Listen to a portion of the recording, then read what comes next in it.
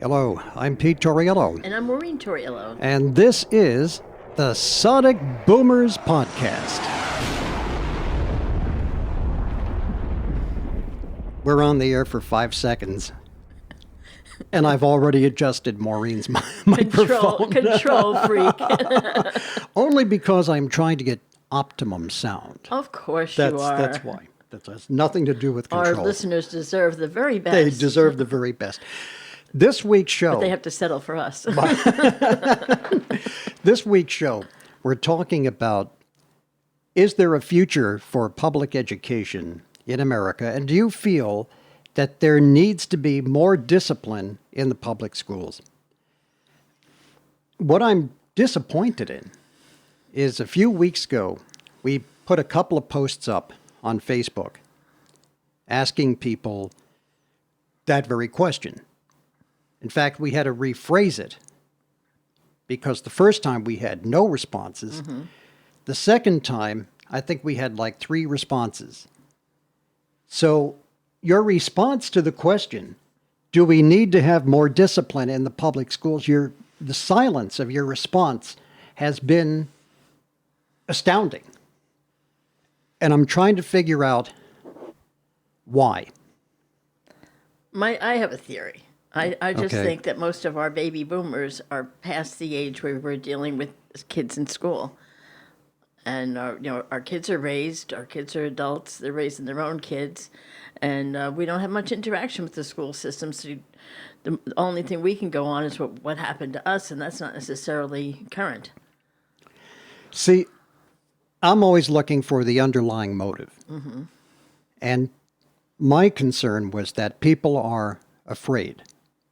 If you're a teacher, you're afraid to say something. If you're a teacher, you kind of have to toe the line with what the union tells you to say. And I think parents might be afraid of school boards, might be afraid of the schools. I don't want to say anything. But we offered them anonymity. We so- did, and nobody said anything anyway. Right, so We I had don't think that's 3, that's why I maybe don't think 4. That's why I don't think the fear factor is a factor. Okay, I hope you're right on that, and I'm wrong, because That would be the first time would be the ever. first time I've ever been wrong. But no, I did find it troubling that I felt it was an important question, and people just let it die on the vine, and I was like, "What the hell?" Yeah. So, what do you think? Now we should point out that Maureen is a former parochial school teacher. Correct. And I have never taught a day in my life. I'm not a teacher, so that's where we're coming from. Mm-hmm. Maureen was a product of the Catholic school system. I was a product of the public school system. By and large, Yeah. for me. I mean, Yeah. I went to public high school, Yeah.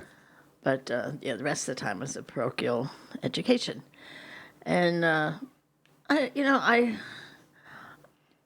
think that there's the discipline thing is a good question to start with because obviously there's been a wide sweep since the time when we were in school.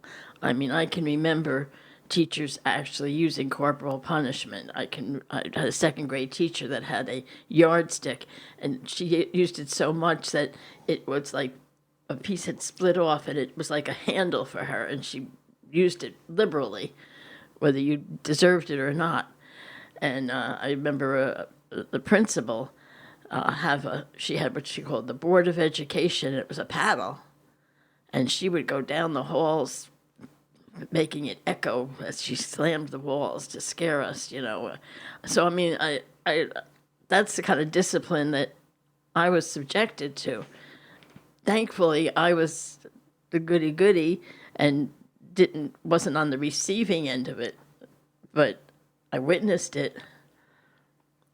I did ask in our question, were you ever manhandled as a student? And we had a few, and we're not going to mention anybody's names. We're not going to mention any teachers' names. We're not going to mention any respondents' names. But we did have a few people, and I think they were all in parochial school. Not that the issue is particularly germane to parochial school, because I'm sure it happened in public schools too. But most of the people that responded that they were mistreated or manhandled were parochial. Now, I can tell you in the public school that I went to, I can think of 2 teachers who were either mentally or physically abusive that I saw with my own eyes. Right. And I think the Catholic schools probably got away with it more because they weren't under any government, observation. They weren't subject to the same rules, and so a lot could get slip under behind the radar kind of thing. Do you think that part of it too is the fact that the people that raised you and me, that generation put priests and religious up on a pedestal, that they were incapable of error, that they were incapable of doing wrong? That is part of it, but interestingly enough, the teacher that I spoke about with the ruler was a lay teacher. Oh, okay. So it was not necessarily only the nuns and the priests that you had to fear. I mean, there were teachers that were just as ruthless and just as scary.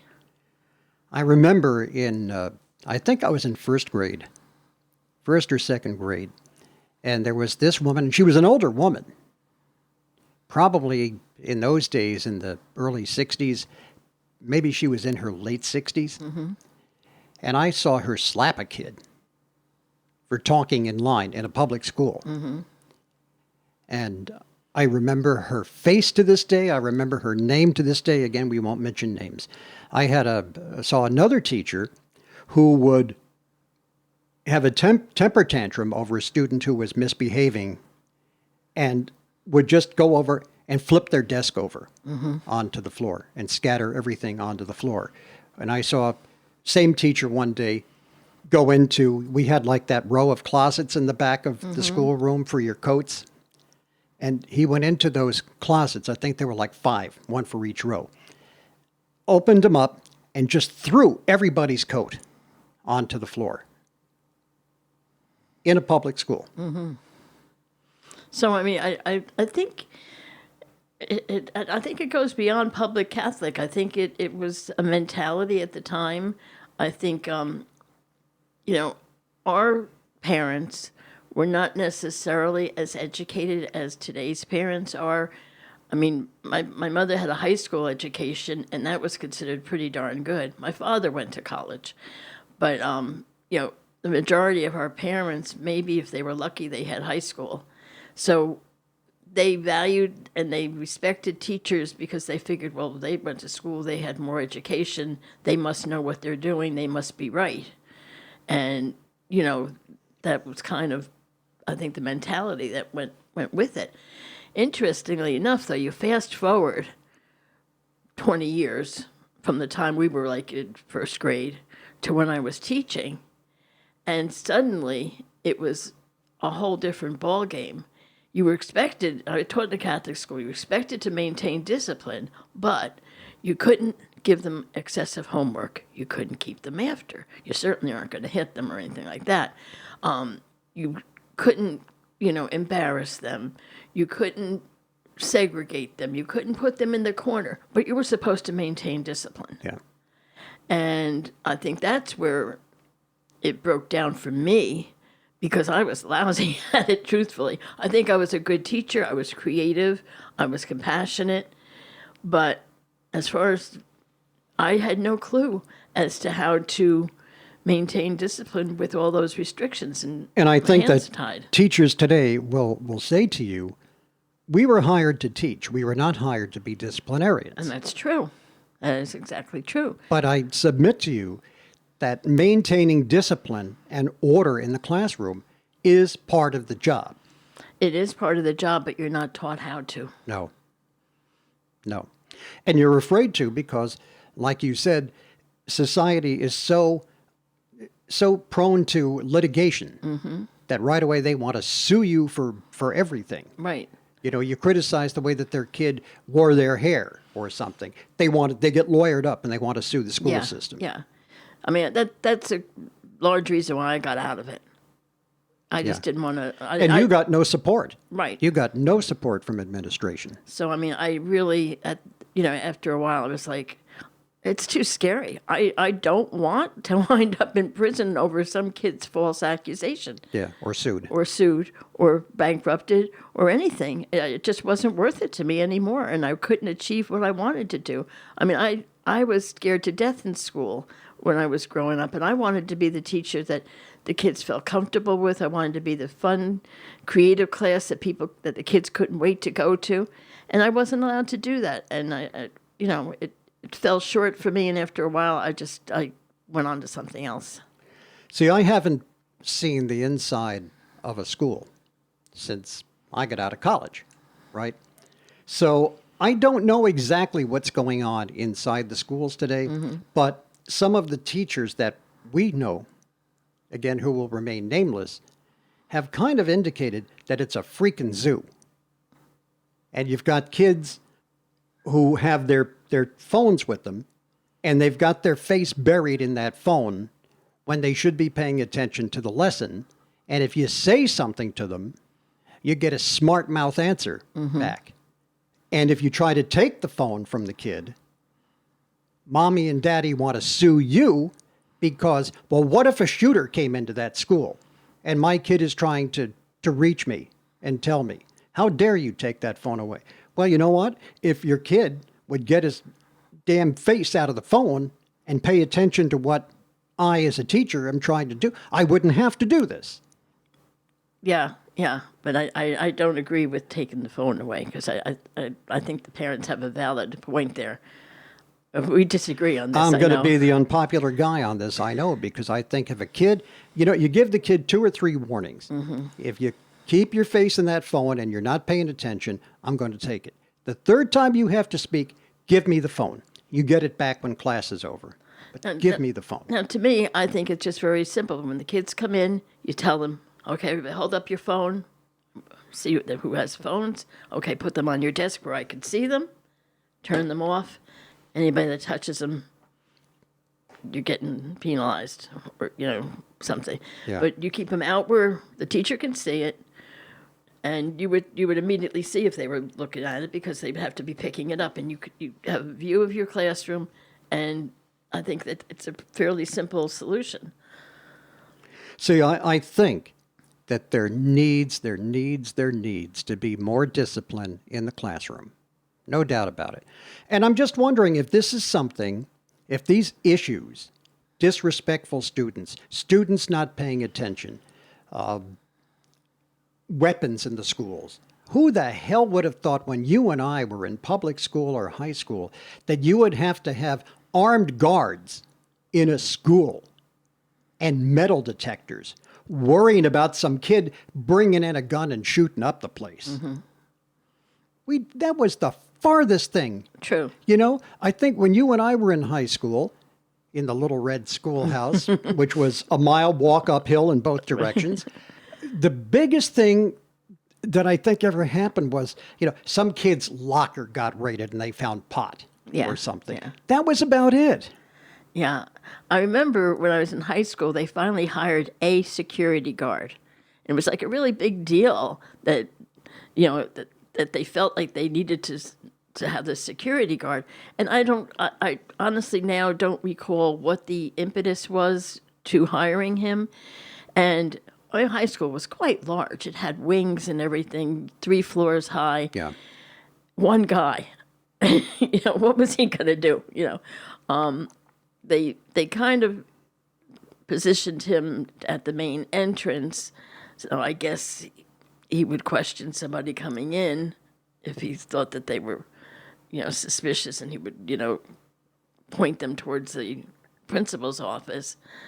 But I honestly don't know what they thought the one guy was going to do. But do they have these issues in, let's say, I would expect to see them in large cities, but do they have these issues in Podunk, Iowa, town of 5,000 people? Yeah, I have no idea. Do they have this issue out there? What is a classroom in Podunk, Iowa like versus a classroom in Maplewood, New Jersey, or Old Bridge, New Jersey, or Newark, New Jersey, or how do they differ? Yeah, I have no idea. Is it a problem that is system-wide across the entire American school system, or is it a more localized kind of a thing? Yeah, I couldn't tell you with any authority, other than just it seems that kids in general seem to have been brought up with with the mentality of Defiance.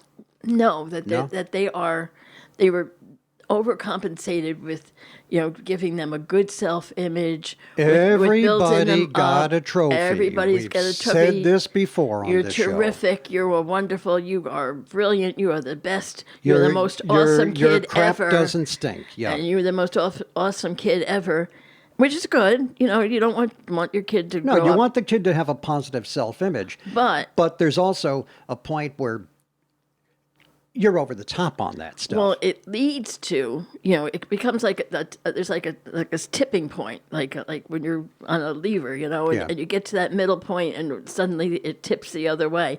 And I think what happens is, up to a certain degree, the good self-image is a great thing, but then it leads to, well, I don't have to listen to that teacher. I am so great. Yeah. I know everything.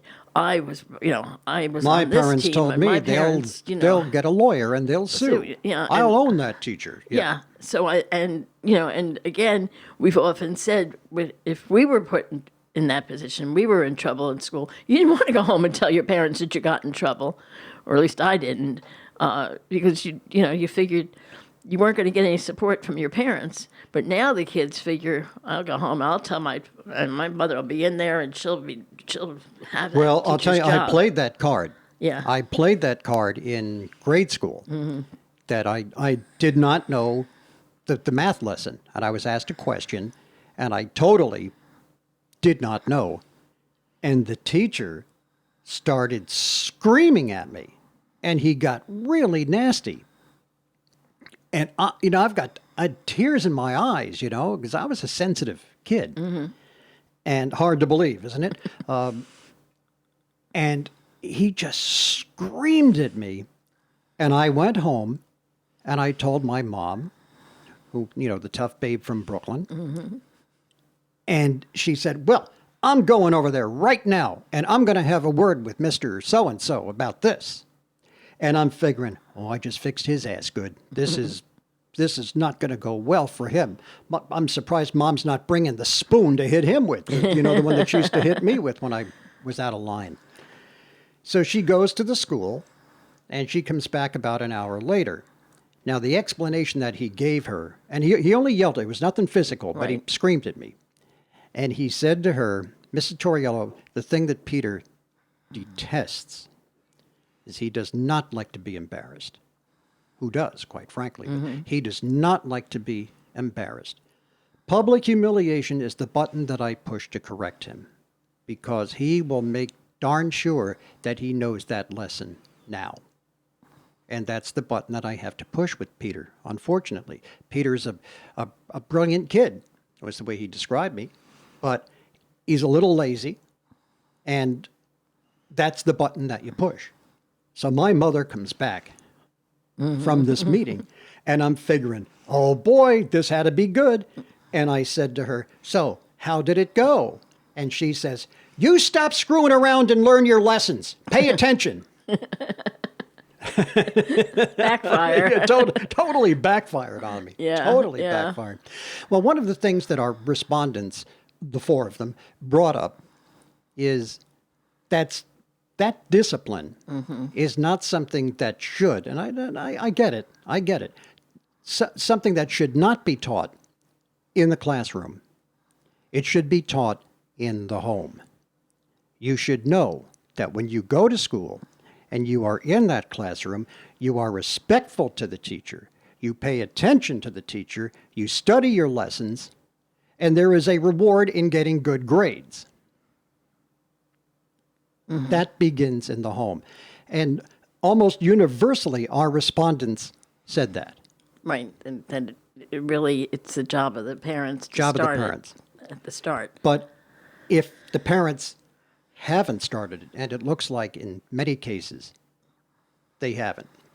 And I know we're going to have listeners going to say, well, I teach my kids the right thing, who the hell are you to say whatever?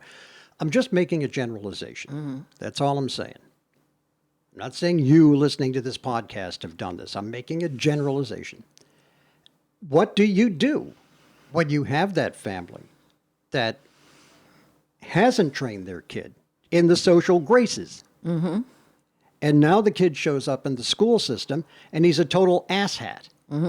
And you have to try and teach this kid in addition to maybe 25 other kids. And the sad thing is, the 25 other kids that are being respectful and are doing what's right, their education goes down the tubes because of one or two bad apples, because Yeah. the teacher has to spend all their time dealing with them. Now, what about the pandemic? Do you think that has changed anything?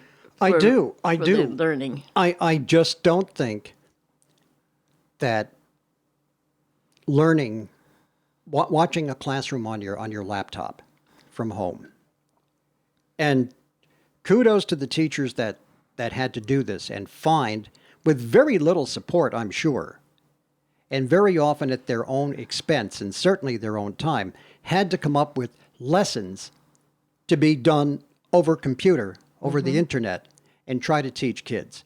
That has been a Herculean task for which very few were prepared, because this pandemic went downhill real fast. It did.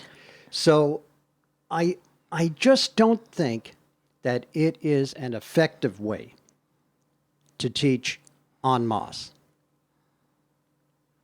You know, one-on-one learning with somebody, even via video, probably more doable than trying to teach 26. Because again, if that kid is home and he's screwing around and not paying attention, and he's sitting in front of the computer at home and playing with the damn phone again, what can you do Yeah. as the teacher? You can't, it's even harder for you because now you're not even there.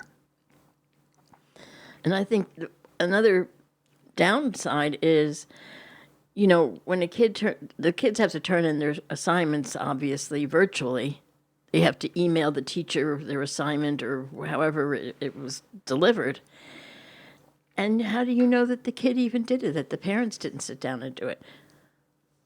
You know, there's no checks and balances in place to just because the kid passed the test doesn't mean they really learned the material. And I almost think that at least for that first year of the pandemic, when things were so in upheaval and so many kids, you know, were thrown virtual versus in person and half and all the different options that came up, I almost think that needed to be a do-over year. It's almost 2 do-over years, I'm sorry to say. Well, but I think the first year was the worst. Yeah. I think by the second year, there was at least a plan in place. The teachers were more savvy on technology. There was more training. And I think the second year, even though it may have had to be somewhat virtual and somewhat in person, I think it was delivered better. But I think that first year was a disaster. And I really think that nobody should have been promoted. They should have just repeated that grade.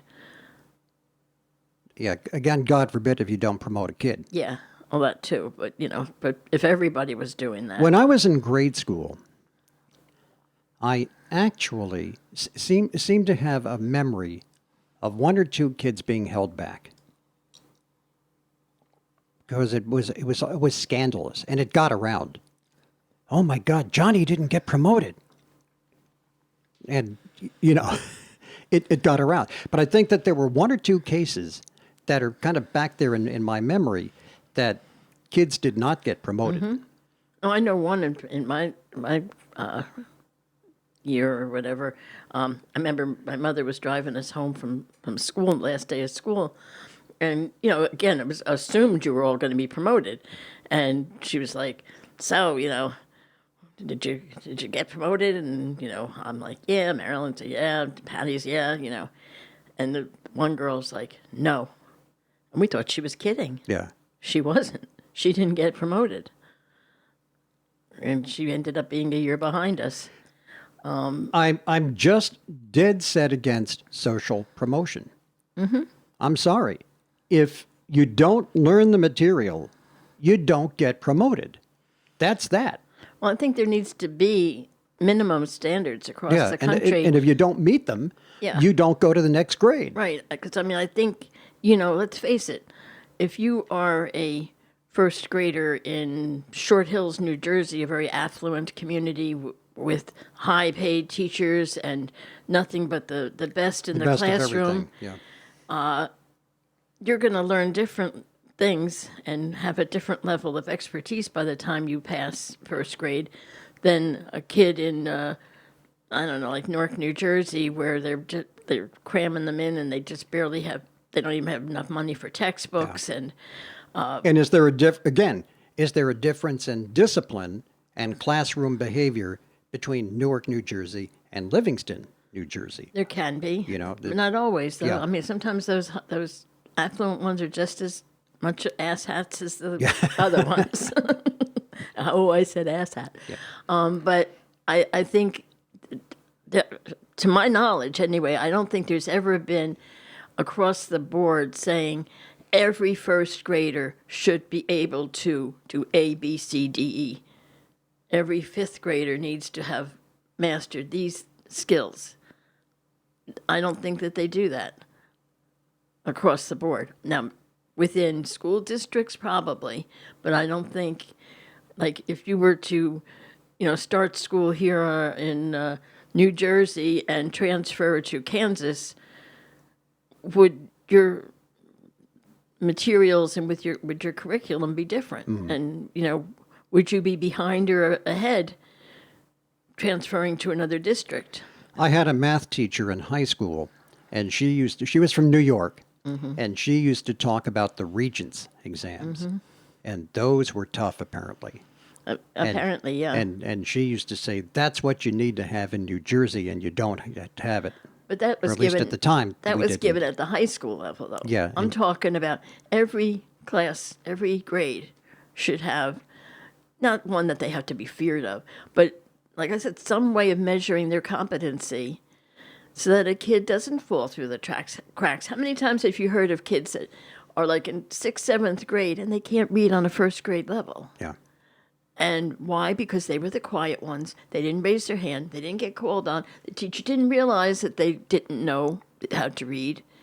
And suddenly now they're in junior high or high school and they're called upon to read something.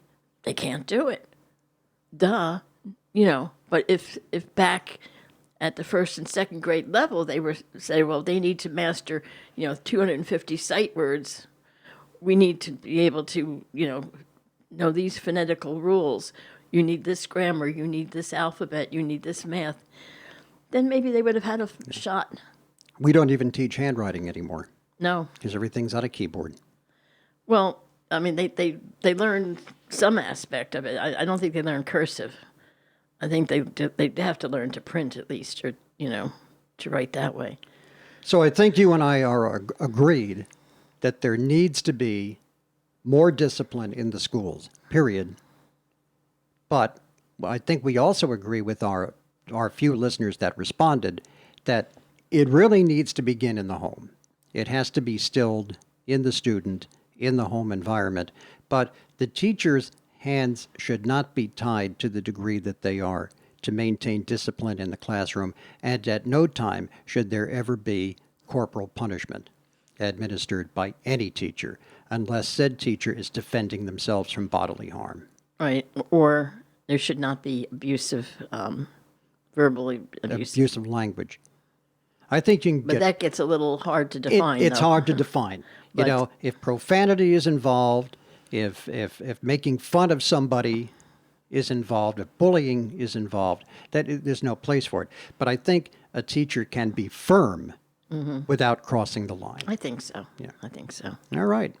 We're really disappointed that we didn't get a better turnout on that, but as they say, it is what it is. C'est la vie. And I'm sure you all had your reasons. Okay, it's boomer trivia time. Okay. And I've got my question ready to go. I do too. Okay, here we go. This is going to be from, I think I'll go easy on you. What song opened with the line, "Sunshine came softly to my window today"?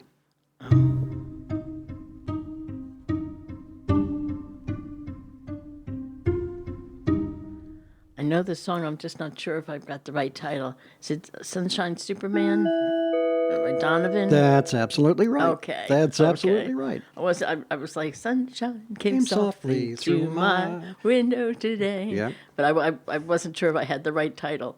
Okay. Okay. All right. Well, here's, I have two here that I was kind of like debating between. All right. How about this one?